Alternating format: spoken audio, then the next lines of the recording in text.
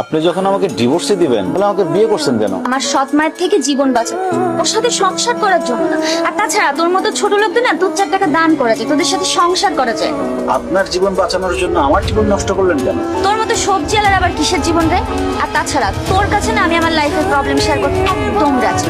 আর তোর কত বড় সাহস, তুই আমার সাথে এক বিছানায় ঘুমাইতে চাস? তোর নিজের লেভেলটা ভাবছোস একবার? তুই আমার সাথে আমার রুমে আমার বিছানায় ঘুমাইতে আসবি, এর জন্য না আমি বালিশের নিচে গিট রেখে দিয়েছিলাম। দ্বিতীয়বার আমার রুমে ঢোকার আগে না তোর এই যে মাথায় ব্যথা পাচ্ছিস, এটা যেন তোর মাথায় আসে আগে।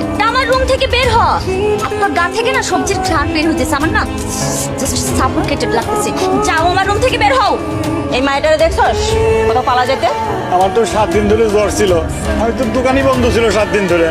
হ্যাঁ, আমি কিছু দেখিনি, আমি কিছু জানি না, সত্যি দেখছস?